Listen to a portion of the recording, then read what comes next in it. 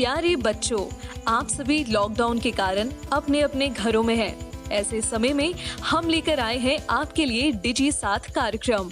इसके माध्यम से आप प्रत्येक दिन सोमवार से शुक्रवार तक पूर्वाह्न 10 से 12 तथा अपराह्न 1 से 2 बजे तक अपने अपने कक्षाओं के अनुरूप कार्यक्रम देख सकेंगे। स्कूली शिक्षा एवं साक्षरता विभाग, झारखंड।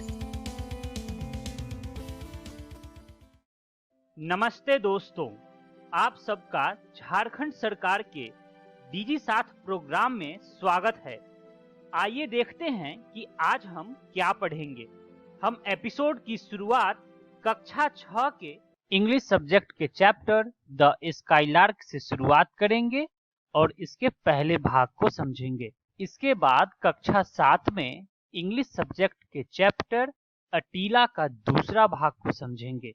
कक्षा 8 में हम डैफोडिल्स चैप्टर के पार्ट 2 एंड पार्ट 3 को समझेंगे। कक्षा 9 में हम पहले पार्ट की शुरुआत करेंगे और चैप्टर द लॉस्ट चाइल्ड के बारे में पढ़ेंगे। उसके बाद कक्षा 11 के chapter the portrait of A lady के तीसरे एवं चौथे भाग को करेंगे। तो आइए शुरू करते हैं हम अपना प्रोग्राम डीजी साथ। अब पढ़ाई नहीं रुकेगी।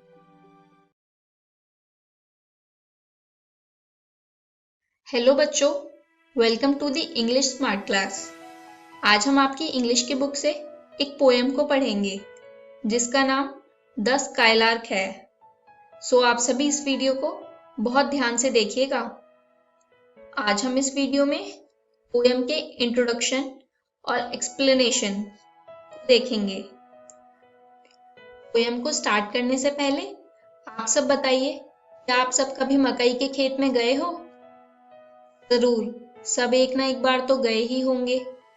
क्या आप सबको पता है भारत में मक्का की खेती किस मौसम में की जाती है? पता ही होगा, और जिन्हें नहीं पता वो भी इस पोएम को पढ़ने के बाद जान जाएंगे।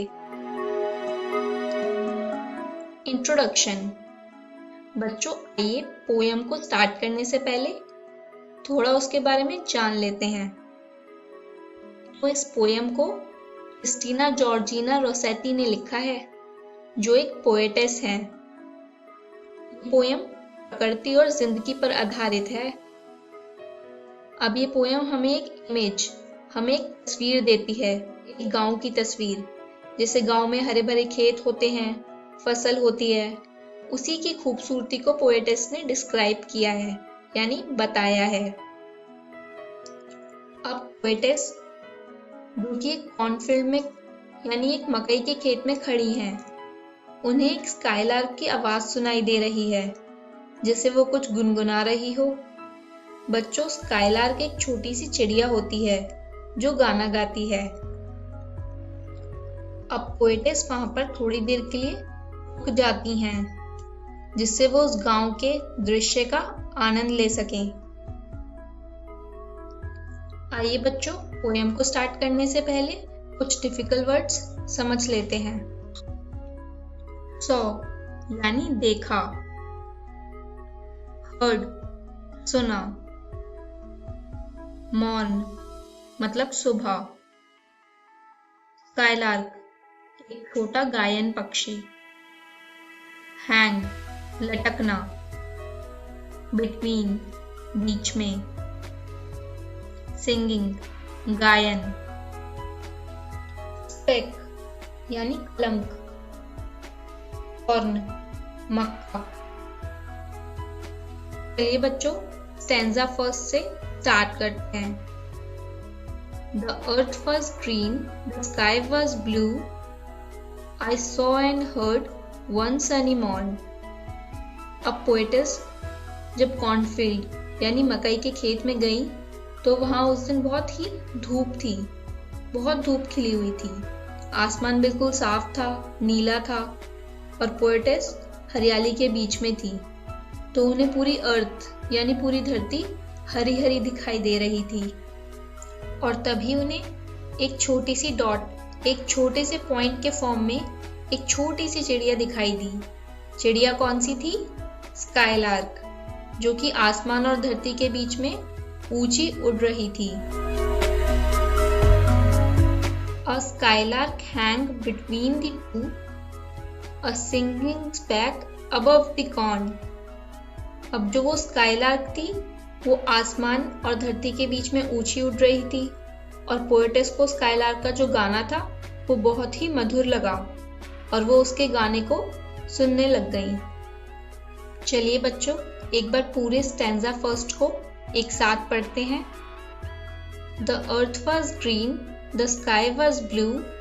I saw and heard one sunny morn. A skylark hang between the two, a singing speck above the corn. आइए बच्चों, हमारे सेकेंड स्टैंजा को स्टार्ट करने से पहले उससे रिलेटेड कुछ डिफिकल्ट वर्ड्स देख लेते हैं। गे यानी खुशी, अकॉर्ड यानी तोहफा, विंग पंख, सोर्ड यानी ऊंचा उड़ जाना, सैंक मतलब नीचे होना। हमारा सेकेंड स्टैंजा है A stage below in gay accord, white butterflies danced on the wing. अब जो स्काईलार्क थी वो बहुत ऊंचे आसमान में उड़ रही थी, लेकिन जब वो बहुत ऊंची उड़ रही थी तो नीचे क्या था? नीचे एक बहुत ही फ्लैट लैंडस्केप था, यानी एक परिदृश्य था। बहुत ही खुशी का माहौल दिख रहा था, जिसमें छोटी छोटी व्हाइट बटरफ्लाईज जो होती हैं, ऐसा लग रहा था जैसे वो स्काईलार्क के नीचे डांस कर रही हों। And still the singing skylark soared, and silent sang and soared to sing. पर जो स्काईलार्क है वो बस उड़ती ही जा रही थी, ऊंची और ऊंची, और वो अपने गाने को गाती जा रही थी। उसको किसी से मतलब नहीं था, वो बटरफ्लाईज को भी इग्नोर कर रही थी, यानी नजरअंदाज कर रही थी। उसे किसी से कोई मतलब नहीं था, बस वो अपने गाने को गाती जा रही थी और ऊंचा उड़ती जा रही थी। चलिए स्टैंजा 2 को एक बार पूरा पढ़ते हैं। A stage below in gay accord, white butterflies danced on the wing, and still the singing skylark soared, and silent sang and soared to sing. I hope आप सभी को पोएम के दोनों स्टैंजा अच्छे से समझ आए होंगे। चलिए अब एक एक्टिविटी करते हैं। ये एक टंग ट्विस्टर है। क्या आप सब बिना रुके इसे एक बार में पढ़ के बोल सकते हैं? चलिए एक बार ट्राई कीजिए।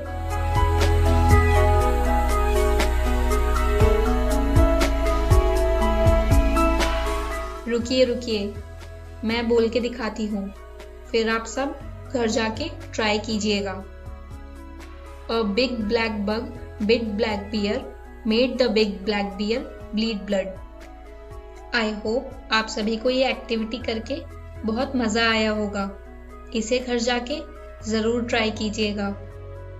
चलिए अब एक्टिविटी करने के बाद देख लेते हैं आज हमने क्या पढ़ा। आज हमने द स्काईलार्क पोएम में नेचर यानी प्रकृति के बारे में पढ़ा और एक मजेदार टंग ट्विस्टर वाली एक्टिविटी भी की। अब आप सब घर जाकर अपनी बुक डेजी से द स्काईलार्क पोएम को अच्छे से पढ़िएगा। नेक्स्ट वीडियो में हम थर्ड और फोर्थ स्टैंजा को समझेंगे और एक इंटरेस्टिंग एक्सरसाइज भी करेंगे। Thank you.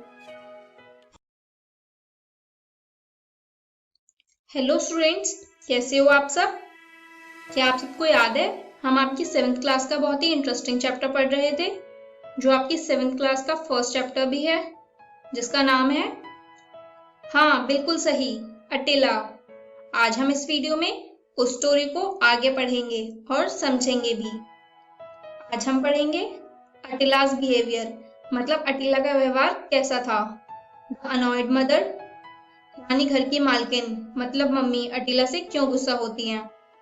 अटिलास डिफेंडर मतलब अटिला का रक्षक उसे अपनी मम्मी के गुस्से से कैसे बचाता है। स्टोरी को स्टार्ट करने से पहले आइए कुछ डिफिकल्ट वर्ड्स यानी कुछ कठिन शब्द देख लेते हैं।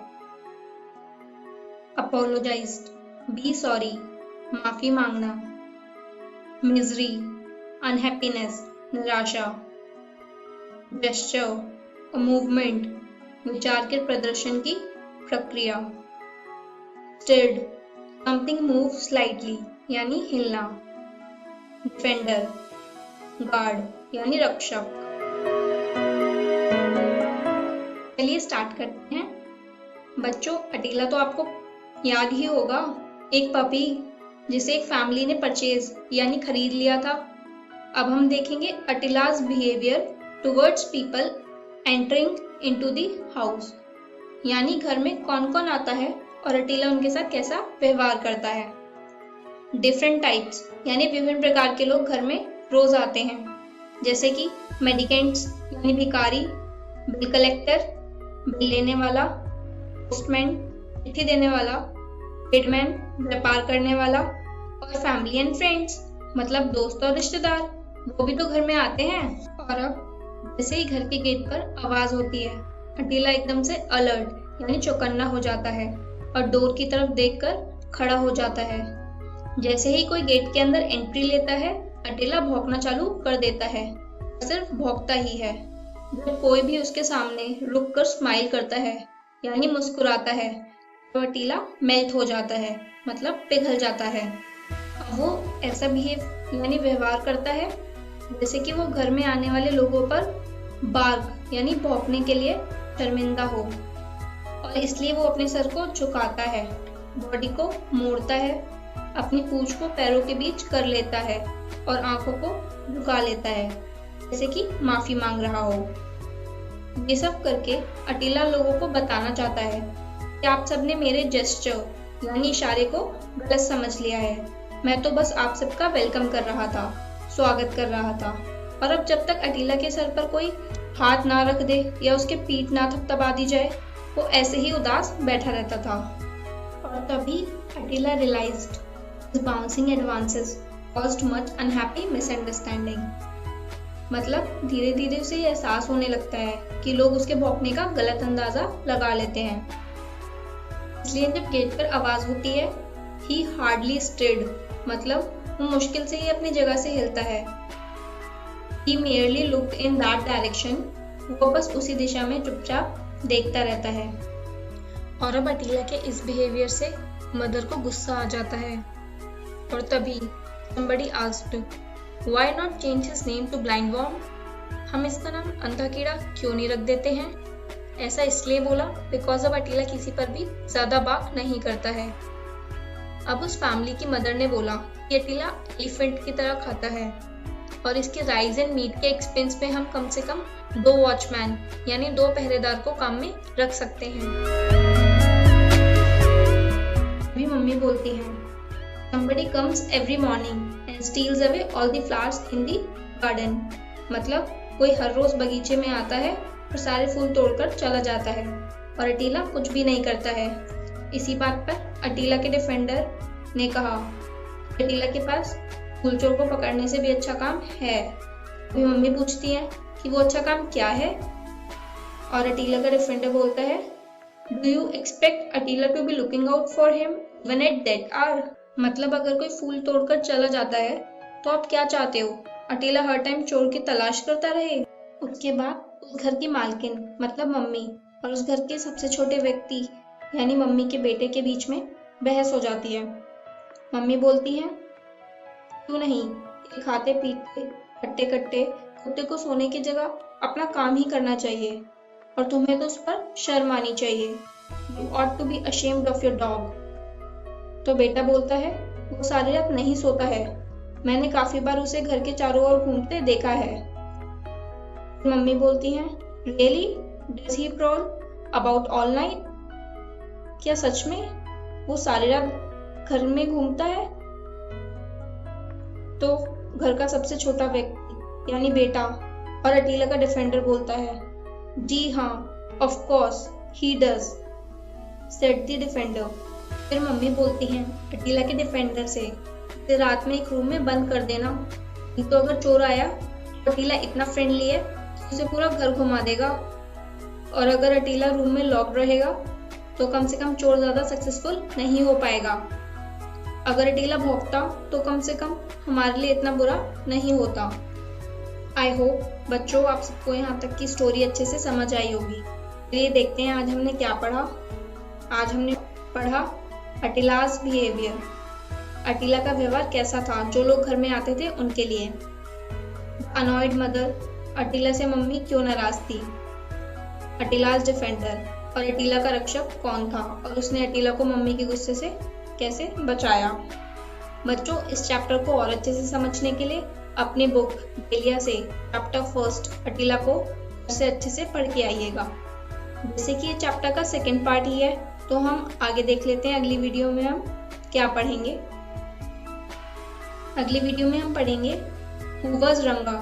रंगा कौन था। What did Attila do when he heard of a cat? अटीला ने बिल्ली के बारे में सुना तो उसने क्या किया। और Attila's greatest ambition in life, अटीला की सबसे बड़ी महत्वाकांक्षा क्या थी जीवन में। इस स्टोरी को यहाँ तक सभी अपने घर से अच्छे से पढ़ के आइएगा। Thank you.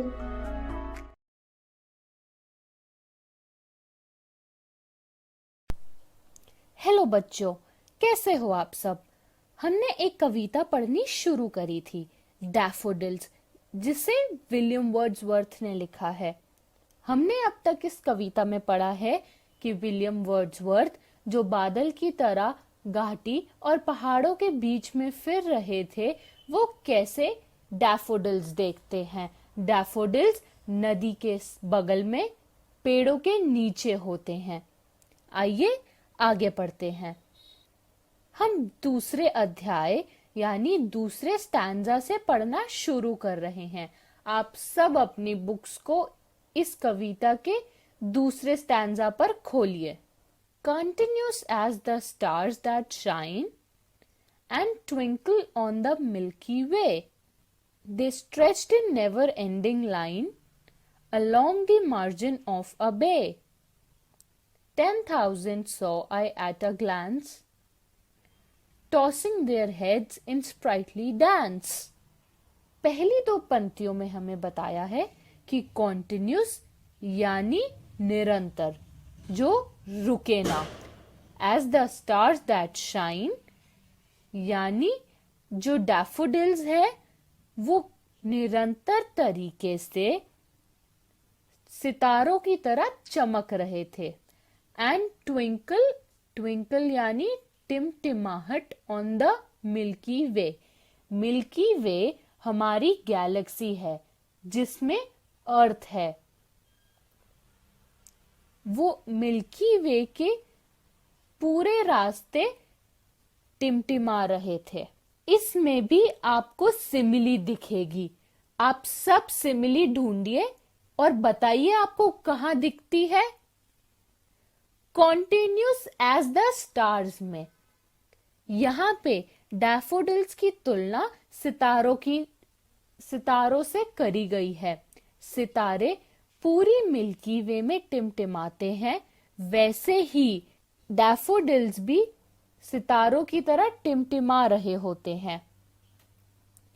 जैसे सितारे पूरे आसमान में बिछे हुए होते हैं, वैसे ही डैफोडिल्स भी घाटी और पहाड़ में बिछ जाते हैं। वो चमक रहे होते हैं क्योंकि वो गोल्डन कलर के होते हैं। और ट्विंकल यानी चमचमा रहे होते हैं। ये चमचमाहट कवि को हवा से जैसे वो फिर रहे होते हैं वैसे ही दिखती है।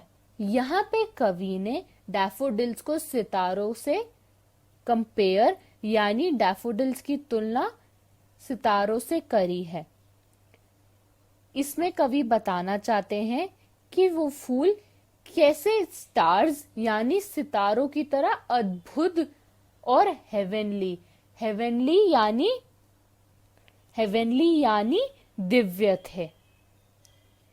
इसमें भी आपको सिमिली दिखेगी। कहां पर? कॉन्टिन्यूस एज द स्टार्स में, क्योंकि डैफोडिल की तुलना सितारों से हुई है शब्द एज के द्वारा। They stretched in never ending line, stretched यानी बढ़ाया, अलोंग यानी साथ में, द मार्जिन, मार्जिन यानी हाशिया, ऑफ अ बे, बे यानी खाड़ी। इसमें कवि बताना चाहते हैं कि कैसे वो डैफोडिल्स को जहां से खड़े थे वहां से कितनी दूर तक देख पा रहे थे। इसमें कवि यूज करते हैं यानी इस्तेमाल करते हैं नेवर एंडिंग लाइन, ये बताने के लिए कि वो जहां खड़े थे उन्हें वहां खड़े होकर कितनी दूर तक डैफोडिल्स दिख रहे थे। 10,000 I saw at a glance, tossing their heads in sprightly dance. Glance यानी झलक, 10,000 यानी 10,000 I saw मैंने देखे, at a glance एक झलक में, tossing यानी पटकना, their heads in sprightly, sprightly यानी प्रमुदित, dance। इसमें कवि बताना चाहते हैं कि कैसे डैफोडिल्स उन्होंने इतने सारे एक बारी में कभी भी नहीं देखे। इतने सारे डैफोडिल्स कैसे नाच रहे थे अपने सिर को हिलाते हुए। वो इस दृश्य को देखकर बहुत ही ज्यादा खुश हो जाते हैं। कवि इन दो पंक्तियों में बता रहे हैं कि वो कितने ज्यादा खुश हैं इतने सारे डैफोडिल्स को एक बारी में देखकर। वो अपनी एक्साइटमेंट यानी अपनी खुशी एक रफ नंबर यानी किसी न किसी संख्या के द्वारा बताते हैं। उन्होंने इतने सारे डैफोडिल्स अपनी जिंदगी में कभी नहीं देखे। वो इन दो पंक्तियों में अपनी खुशी को बढ़ा चढ़ा के बताते हैं। जैसे कि आप देखोगे उन्होंने अपनी इन दो पंक्तियों में बोला है 10,000 I saw at a glance यानी एक झलक में उन्होंने 10,000 डैफोडिल्स देखे। इस तरह के एक्सप्रेशन को यानी इस तरह की पंक्ति में हाइपरबोले यानी हाइपरबोले एक ऐसी कविता उपकरण है जिसे बढ़ा चढ़ा के बताया जाए। कभी भी किसी भी कविता में जब कवि किसी चीज को बहुत बढ़ा चढ़ा के बताए और ऐसी चीजें बताए जिन्हें लिटरली यानी ज्यादा गौर से ना लिया जाए, तब ऐसी पंक्तियों में हाइपरबोले लगता है। यानी 10,000 यानी 10,000 फूल कवि ने देखे हो या ना देखे हो, वो बस बढ़ा चढ़ा के अपनी खुशी बता रहे थे कि जैसे उन्होंने एक ही बारी में 10,000 फूल देख लिए। इसमें पहले तो सिमिली यूज हुई है, आप सब याद करिए कहां पर, continuous as the stars that shine में। यहां पे देखो कॉन्टिन्यूस एज द स्टार्स में सिमिली इस्तेमाल हुई है। कॉन्टिन्यूस यानी निरंतर, स्टार्स यानी सितारे। तो डैफोडिल्स और सितारों की तुलना करी गई है एस शब्द के द्वारा। दूसरी हाइपरबोले एक ऐसी कविता उपकरण है जो बढ़ा चढ़ा के बातें बताए। ये इस्तेमाल हुई है 10,000 I saw at a glance में। हमने दूसरे अध्याय में पढ़ा कि कवि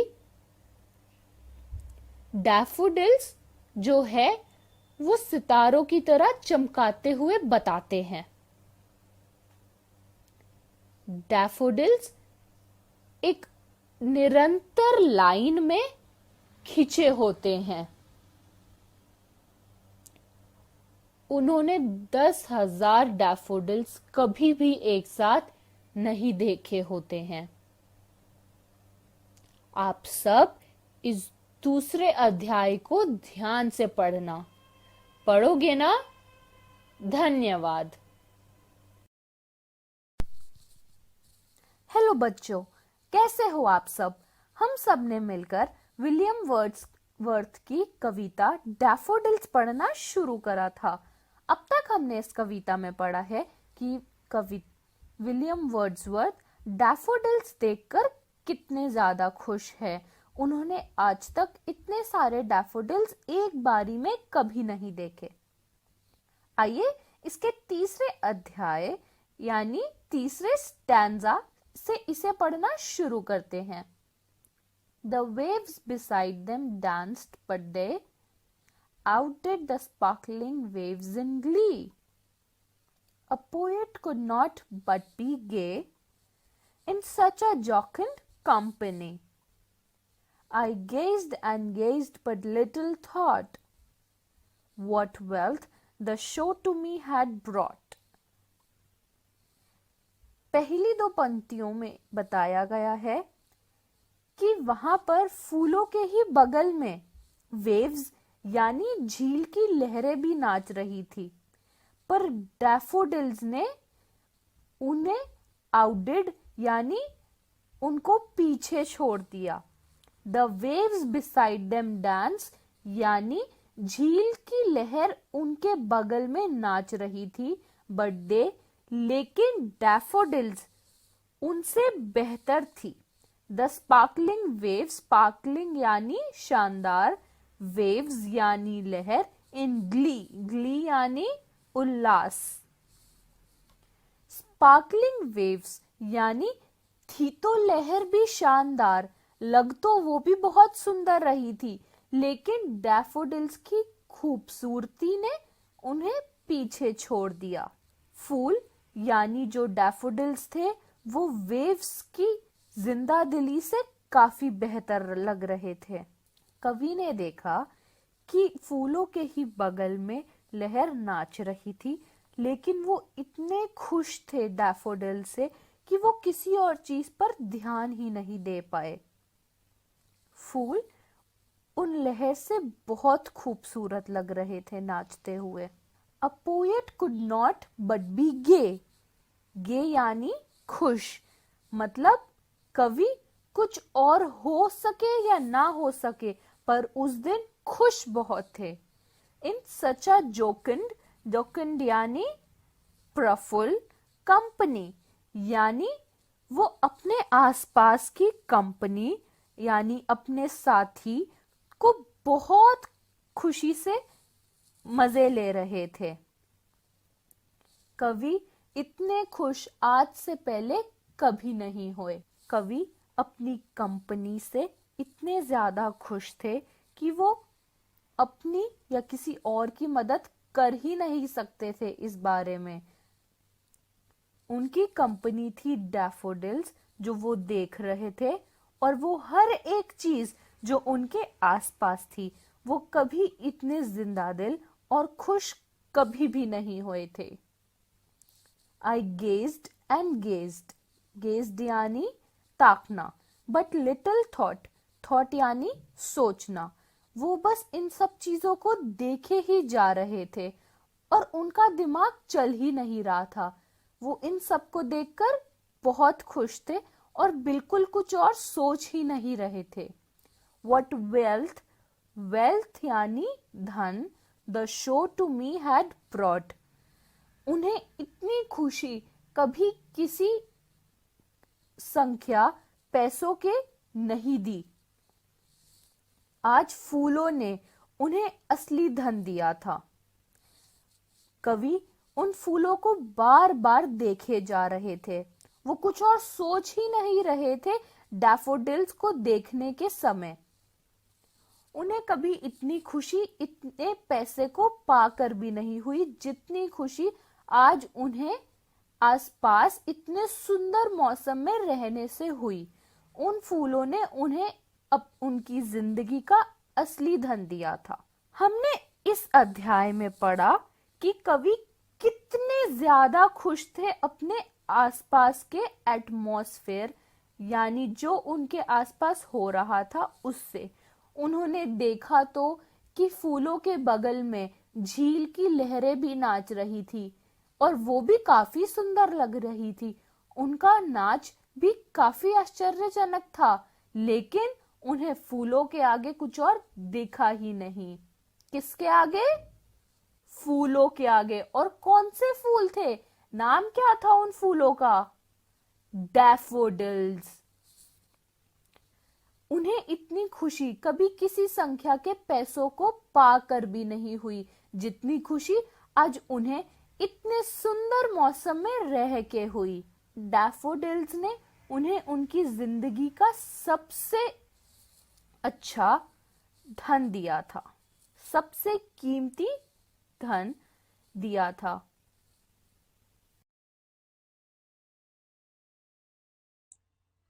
hello friends, welcome to the class. आज हम सप्लीमेंट्री रीडर मोमेंट्स का फर्स्ट चैप्टर, जिसका नाम है द लॉस्ट चाइल्ड, पढ़ने जा रहे हैं। आइए जानते हैं कि आज हम इस वीडियो में कौन कौन से टॉपिक्स कवर करेंगे। तो सबसे पहले हम करेंगे रिकैपिचुलेशन, जिसमें हम रिवाइज करेंगे जो भी हमने पिछली वीडियो में पढ़ा। उसके बाद हम करेंगे introduction, and then word meanings, and child entered the fair, and parents out of sight. Let's read about the recapitulation. Child goes to fair. जैसा कि हमने पिछली वीडियो में पढ़ा था, एक बच्चा मेले में जाता है। In the festival of spring. Spring के फेस्टिवल में, means in the months of February and March. He was so happy and excited. वो बहुत ही खुश था और excited था उस मेले में जाने के लिए। He was fascinated by various things. वो बहुत सी चीजों को देख के fascinated होता है, attract होता है। Parents denied to buy anything. लेकिन जो उसके पेरेंट्स होते हैं उस बच्चे को कुछ भी दिलाने से मना करते हैं, और उसके जो पापा होते हैं वो उसको गुस्से से देखते हैं। आइए पढ़ते हैं अब हम इंट्रोडक्शन के बारे में। Child craved for sweets. जो बच्चा होता है वो स्वीट्स को देखकर बहुत ही ज्यादा उसका दिल करता है कि वो स्वीट्स खा ले। क्रेव्ड मीन्स उसका दिल ललचाता है उस चीज के लिए। wants flowers, balloons, etc.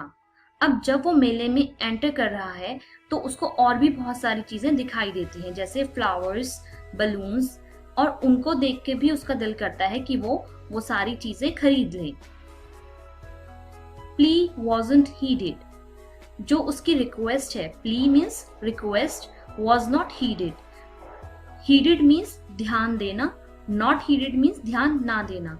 तो उसकी जो रिक्वेस्ट है उस पर उसके पेरेंट्स ध्यान नहीं देते।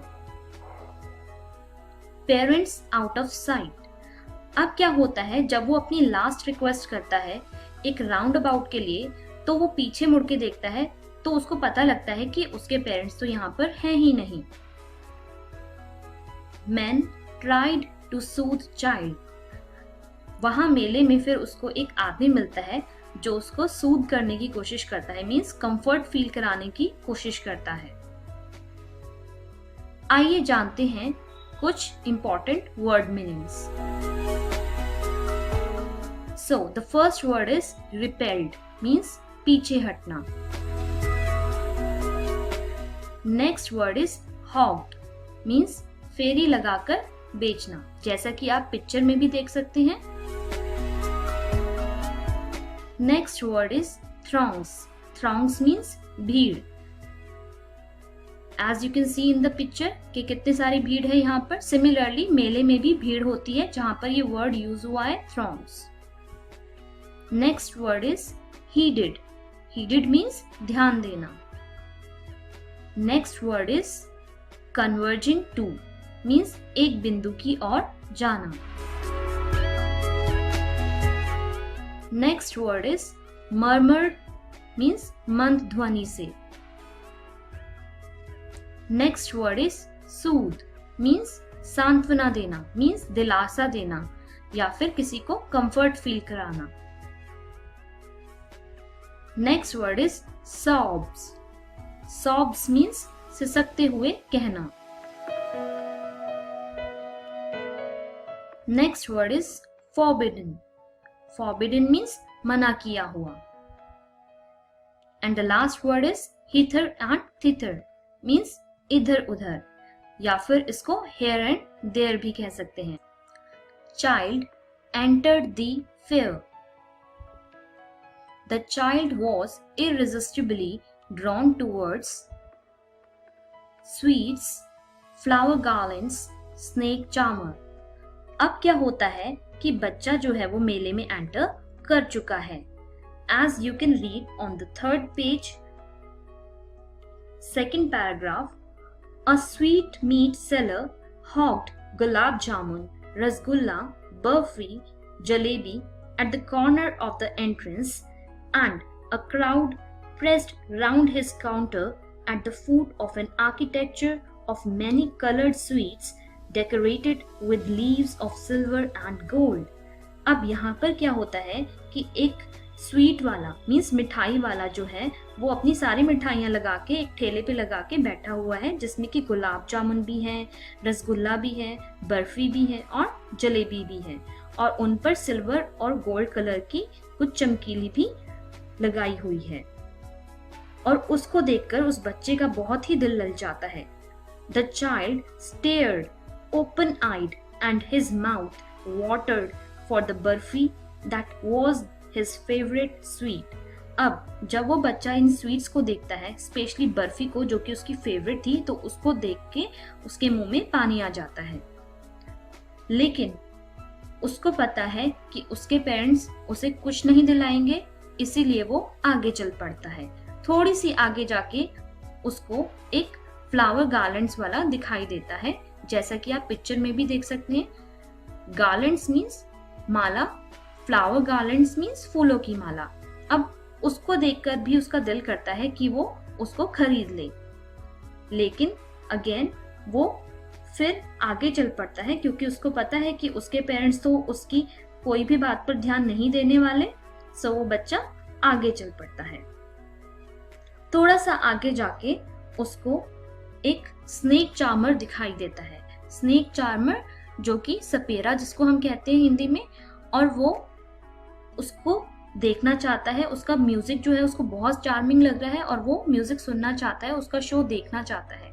लेकिन उसको पता है कि अगर उसने उसके लिए भी जिद की तो उसके पेरेंट्स नहीं सुनेंगे, इसलिए वो उसको भी देखकर आगे चल पड़ता है। Parents out of site. अब क्या होता है कि बच्चा थोड़ी सी आगे जाता है और उसको एक राउंड अबाउट दिखाई देता है। राउंड अबाउट एक झूले का नाम है, जैसा कि आप इस पिक्चर में भी देख सकते हैं। He made a bold request. वो एक बोल्ड रिक्वेस्ट करता है, क्योंकि अभी तक तो वो जो भी चीजें उसको चाहिए थी उनके लिए बहुत ही धीरे धीरे से अपने मम्मी पापा को कह रहा था कि मुझे फ्लावर्स चाहिए, मुझे स्वीट्स चाहिए, लेकिन उसको पता था कि उसके पेरेंट्स उसकी बात नहीं सुनेंगे, तो इसलिए वो आगे चला जाता था। लेकिन अब वो अपने आप को नहीं रोक सका और उसने बहुत ही बोल्ड रिक्वेस्ट की और कहा कि मुझे उस झूले पर झूलना है। पेज नंबर 3 की आप लास्ट लाइन पढ़ सकते हैं। The child watched them intently and then he made a bold request, I want to go on the roundabout, please father, mother.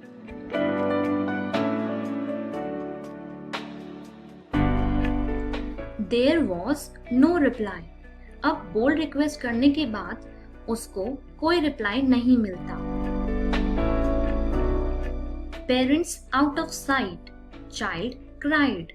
अब क्या होता है, जब वो पीछे मुड़ के देखता है तो उसे अपने पेरेंट्स नहीं दिखाई देते और फिर वो बच्चा रोने लगता है। Men tried to soothe। अब वहां पर जब वो बच्चा रोने लगता है तो मेले में एक आदमी उसको देखता है और उसको अपनी गोदी में उठा लेता है और उसको कंफर्ट फील कराने की कोशिश करता है। He inquired lost child, और वो जो आदमी होता है उस बच्चे से इंक्वायर करता है। इंक्वायर मीन्स उससे कुछ क्वेश्चंस पूछता है ताकि उसको पता लग सके कि उसके मम्मी पापा कौन हैं। आप अपनी बुक का पेज नंबर 4 का सेकेंड लास्ट पैराग्राफ देख सकते हैं। उसमें वो आदमी उस बच्चे से क्वेश्चंस पूछता है। How did you get here child? Whose baby are you? The man asked as he steered clear of the mass. The child wept more bitterly than ever now and only cried, I want my mother, I want my father.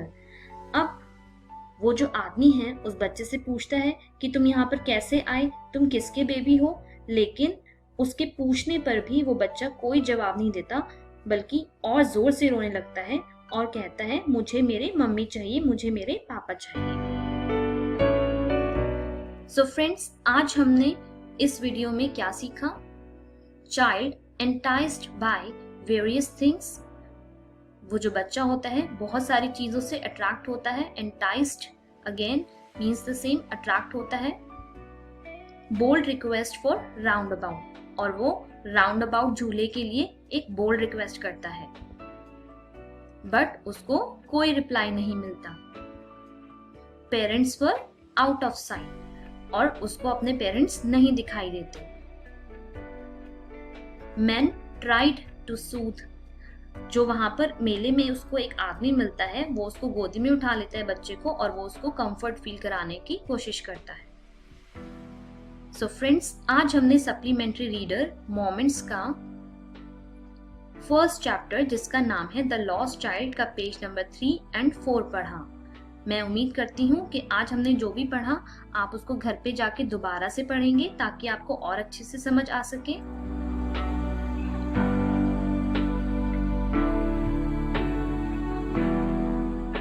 Next video में हम पढ़ेंगे man trying to distract child, कि वो आदमी उस बच्चे को distract करने की बहुत कोशिश करता है। नेक्स्ट वीडियो में हम सप्लीमेंट्री रीडर मोमेंट्स का फर्स्ट चैप्टर, जिसका नाम है द लॉस्ट चाइल्ड, का पेज नंबर 5 और 6 पढ़ेंगे।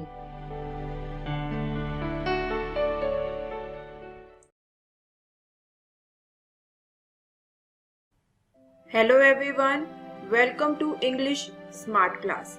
दोस्तों, आज हम लोग हमारी हॉर्नबिल का chapter the portrait of a lady का पार्ट 3 पढ़ेंगे इस वीडियो में। तो चलिए शुरू करते हैं।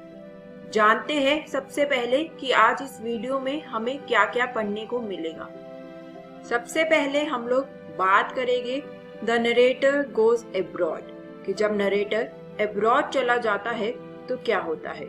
उसके बाद हम लोग नरेटर के होम कमिंग और ग्रैंड मदर की डेथ के बारे में बात करेंगे, और फाइनली मॉर्निंग बाय स्पैरोस को डिस्कस करेंगे। तो चलिए शुरू करते हैं।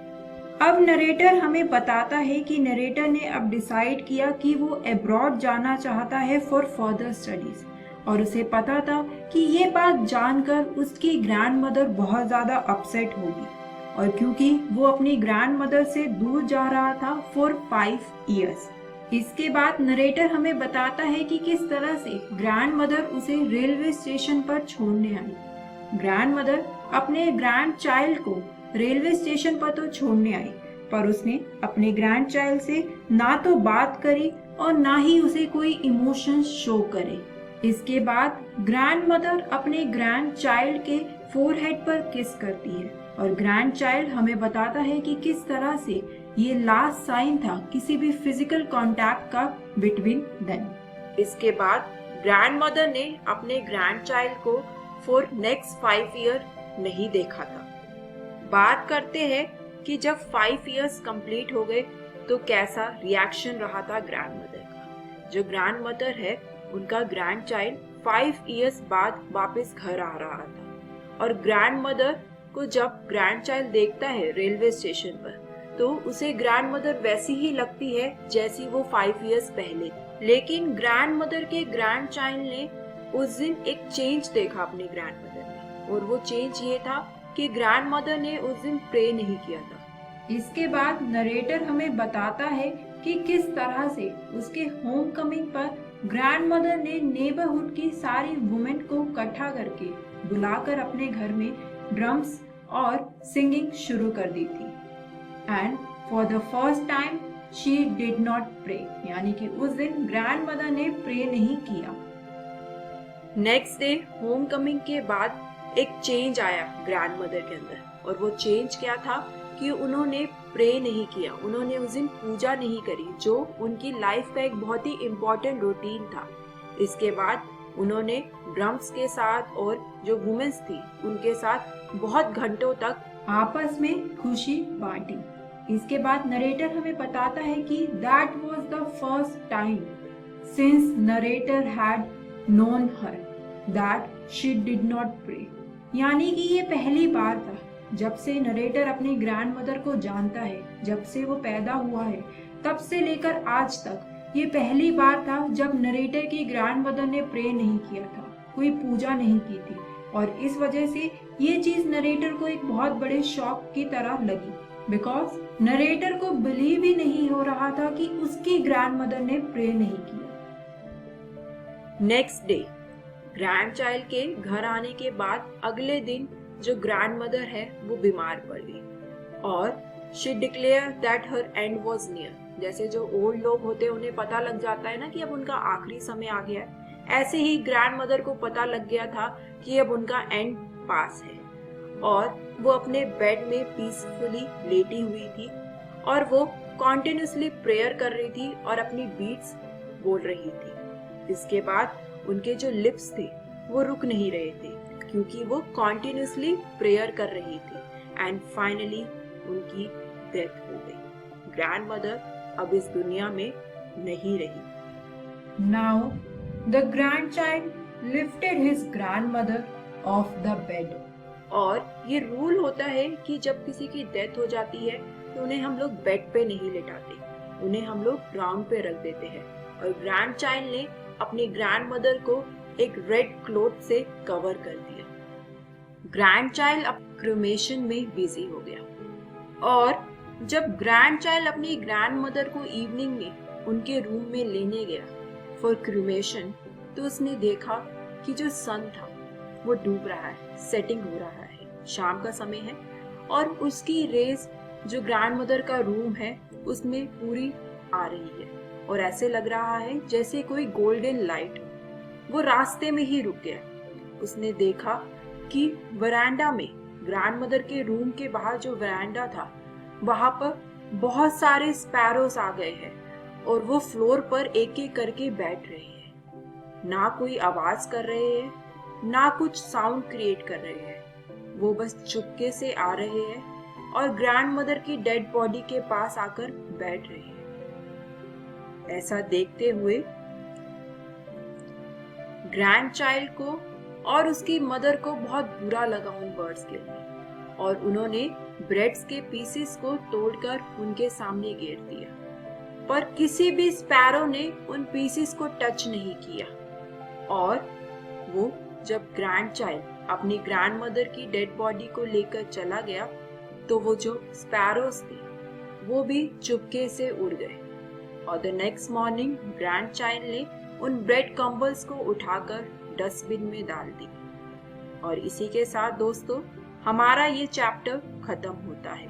हमने इस चैप्टर में क्या क्या सीखा उसके बारे में बात करते हैं। इस चैप्टर में हमने सेलिब्रेशन के बारे में बात करी, एक ग्रैंडमदर की सेलिब्रेशन, एक ग्रैंडमदर ने किस तरह से अपने ग्रैंडचाइल्ड के आने पर खुशी मनाई उसके बारे में जाना। उसके बाद हमने ग्रैंडमदर की डेथ के बारे में जाना। हम एक तरह से कह सकते हैं कि ग्रैंडमदर शायद से सिर्फ अपने ग्रैंडचाइल्ड को देखने के लिए ही जिंदा थी। इसके बाद ये चैप्टर हमारी बुक हॉर्नबिल का है, तो मुझे उम्मीद है कि घर जाकर आप एक बार इस चैप्टर को दोबारा जरूर पढ़ेंगे। इससे अगली वीडियो में हम लोग बात करेंगे इस चैप्टर के प्रैक्टिस क्वेश्चंस के बारे में। तो दोस्तों मिलते हैं नेक्स्ट वीडियो में। Hello everyone, welcome to English smart class. आज हम लोग हमारी 11th की हॉर्नबिल की बुक का पहला chapter the portrait of a lady के प्रैक्टिस क्वेश्चंस को डिस्कस करेंगे। इस वीडियो में मैं पहले आपसे कुछ क्वेश्चंस पूछूंगी, उसके बाद मैं आपको बताऊंगी कि किस तरह से पेपर के पॉइंट ऑफ व्यू से आप उन आंसर्स को लिख सकते हैं। चलिए बात करते हैं सबसे पहले क्वेश्चन की। इसमें हमसे पूछा गया है, how could the grandmother B beautiful without being pretty. जैसे कि दोस्तों आपको याद होगा, हमने the portrait of a lady के पार्ट 1 में इस बारे में पढ़ा था कि किस तरह से अपनी ग्रैंडमदर को बताया था कि वो प्रिटी नहीं है लेकिन वो ब्यूटीफुल है। तो ये हमें इसके आंसर में बताना होगा। सेकंड क्वेश्चन है हमारा, what was the turning point of their friendship, यानी कि ग्रैंडमदर और उनके ग्रैंडसन की फ्रेंडशिप के बीच का टर्निंग पॉइंट क्या है। थर्ड क्वेश्चन है हमारा, what opinion did the grandmother form of the English school in the city. इस क्वेश्चन में हमसे पूछा गया है कि जब खुशवंत सिंह इंग्लिश स्कूल में जाने लग गए थे तो उस पर ग्रैंडमदर का क्या रिएक्शन या क्या ओपिनियन रहा था। फोर्थ क्वेश्चन है हमारा, how did the sparrows mourn the death of the grandmother. और ये क्वेश्चन एक और तरीके से आ सकता है, how did the sparrows express their sorrow at the death of the grandmother. यानी कि जो स्पैरोज थे उन्होंने ग्रैंडमदर की डेथ पे अपना दुख किस तरह से शो किया। नेक्स्ट क्वेश्चन है हमारा and the final one, draw a character sketch of Khushwant Singh's grandmother as portrait by him in the lesson the portrait of a lady. ये टॉपिक हमने इस चैप्टर के पार्ट 1 की वीडियो में डिस्कस किया था। ये क्वेश्चन एक और तरीके से आ सकता है और वो है, describe in brief the pen picture of the narrator grandmother highlighting her noble qualities। यहाँ पर हमें किस तरह से खुशवंत सिंह ने अपनी ग्रैंडमदर को पोर्ट्रे किया है, उनके कैरेक्टर स्केच को डिफाइन किया है चैप्टर में, हमें वो बताना होगा। चलिए अब पढ़ते हैं कुछ राइटिंग टिप्स इन आंसर्स को लिखने के लिए। सबसे पहला जो क्वेश्चन था वो ये था कि जो ऑथर है उसने अपनी ग्रैंडमदर को ब्यूटीफुल कहा था लेकिन वो प्रिटी नहीं थी। तो इसके पॉइंट्स जो आप इस आंसर में लिखेंगे वो इस तरह होंगे कि जो ग्रैंडमदर थी never appear to be pretty, वो कभी प्रिटी नहीं लगी थी ऑथर को, क्योंकि physically she was never an attractive woman but she had a divine beauty in her. और ये डिवाइन ब्यूटी इसलिए थी because her noble qualities gave her a spiritual beauty, and finally so she could be beautiful without being pretty। Second question में हमसे पूछा गया था, what was the turning point of their friendship। तो इसके points कुछ इस तरह से होंगे कि उनकी फ्रेंडशिप का सबसे बड़ा टर्निंग पॉइंट ये था कि पहले वो विलेज में रहते थे, लेकिन when the narrator's parents send for them in the city, तो ये उनकी फ्रेंडशिप के लिए एक बहुत बड़ा टर्निंग पॉइंट था। सिटी लाइफ थी एक तरफ, वहीं पर अब राइटर इंग्लिश स्कूल में जाने लगा था, जिसकी वजह से उनके बीच में एक डिफरेंस क्रिएट हो गया, क्योंकि अब ग्रैंडमदर अपने ग्रैंड चाइल्ड को स्कूल में अकम्पनी नहीं करती थी और ना ही अब वो अपने ग्रैंड चिल्ड्रन की स्टडीज में हेल्प कर पाती थी। इसकी वजह से उन्हें इंग्लिश स्कूल भी पसंद नहीं था और वो लोग एक दूसरे को कम देखने लगे। तो इस सेकंड आंसर में आप ये सारे पॉइंट्स मेंशन करेंगे। बात करते हैं आंसर नंबर 3 में। इसके क्वेश्चन में हमसे पूछा गया था कि ग्रैंडमदर का इंग्लिश स्कूल के लिए क्या ओपिनियन था। तो इसके पॉइंट्स हो गए कि जो ग्रैंडमदर थी उसे इंग्लिश स्कूल बिल्कुल पसंद नहीं था सिटी का, क्योंकि वो विलेज के स्कूल से बहुत ज्यादा डिफरेंट था। विलेज का जो स्कूल था वो टेम्पल से अटैच था और यहाँ पर ऐसा सिटी लाइफ में कुछ भी नहीं था और इसकी वजह से वो सैड भी हुई। वहीं दूसरी तरफ जो इंग्लिश स्कूल था वहाँ पर ना तो गॉड के बारे में कुछ पढ़ाया जाता था और अब ना ही उनका ग्रैंड चाइल्ड स्क्रिप्चर्स के बारे में कुछ पढ़ता था और ग्रैंड मदर साइंस में भी इंटरेस्टेड नहीं थी। Grand mother hated that her grand child is learning music lesson in his new school. तो ये सब ओपिनियन थे ग्रैंड मदर के इंग्लिश स्कूल को लेकर। बात करते हैं आंसर नंबर 4 की। इसमें हमसे पूछा गया था कि किस तरह से ग्रैंड मदर की डेथ पर स्पैरोज ने अपना सौरो शो किया। तो इसका सबसे पहला पॉइंट ये है कि जो स्पैरोज थे उन्होंने मॉर्निंग को ज्वाइन किया। उसके बाद they sat in thousands around her dead body, और बहुत सारे स्पैरोज आकर ग्रैंड मदर की बॉडी के पास बैठ गए। उन्होंने कोई भी नॉइज नहीं क्रिएट करी और ना ही उन्होंने एक भी ब्रेड का क्रम टच किया। And finally they flu away quietly when the dead body was carried of for cremation. और जब ग्रैंड मदर की बॉडी को ले जाया गया तो वो भी शांति से उड़ गए। तो इस तरह से स्पैरोज ने अपना सोरो शो किया। बात करते हैं आंसर नंबर 5 की। इसमें हमसे ग्रैंड मदर के कैरेक्टर स्केच के बारे में बात की थी। तो इसके पॉइंट्स कुछ इस तरह से होंगे। सबसे पहला point, the narrator's grand mother was a true picture of love, affection and care. और सेकेंड पॉइंट है, राइटर की ग्रैंड मदर में वो सारी क्वालिटीज थी जो एक अच्छी ग्रैंड मदर में होनी चाहिए टुवर्ड्स देयर ग्रैंड चिल्ड्रन। इसके बाद नेक्स्ट पॉइंट जो आप इसके आंसर में मेंशन करेंगे वो ये कि ग्रैंड मदर एक highly religious, kind hearted but a conservative lady थी। और ग्रैंड मदर एक पिक्चर प्रेजेंट करती है through out the chapter of peace and contentment. Finally जो लास्ट लाइन लिखकर आप अपना आंसर कंक्लूड करेंगे वो ये होगा कि she had a divine beauty. उनमें एक डिवाइन ब्यूटी थी। तो इस तरह से ग्रैंड मदर का कैरेक्टर स्केच कंप्लीट होता है। और दोस्तों, हमारे प्रैक्टिस क्वेश्चंस अब यहीं पर खत्म होते हैं। मिलते हैं नेक्स्ट वीडियो में।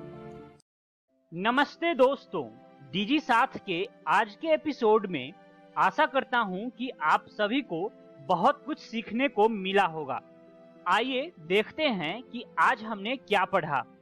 कक्षा 6 में चैप्टर द स्काईलार्क के साथ शुरुआत किए और इसके पहले भाग को पढ़े। इसके बाद कक्षा 7 में एटीला चैप्टर को पढ़ा। कक्षा 8 में डैफोडिल्स को पढ़ा। कक्षा 9 में द लॉस्ट चाइल्ड को पढ़ा तथा कक्षा 11 में the portrait of A lady के बारे में पढ़ा। आइए देखते हैं कि हम कल क्या पढ़ेंगे। दोस्तों, कल हम गणित की पाठ का शुरुआत करेंगे। कक्षा 6 में संख्याओं की जानकारी को समझेंगे। कक्षा 7 में पूर्णांक को पढ़ेंगे। कक्षा 8 में परिमेय संख्या को पढ़ेंगे। कक्षा 9 में संख्या पद्धति पाठ को करेंगे और कक्षा 11 में समुच्चय यानी कि सेट्स को पढ़ेंगे। एक जरूरी सूचना, इस एपिसोड को जो हमने अभी देखा इसका पुनः प्रसारण YouTube पे किया जाएगा इकोवेशन के चैनल पे ठीक 3 बजे।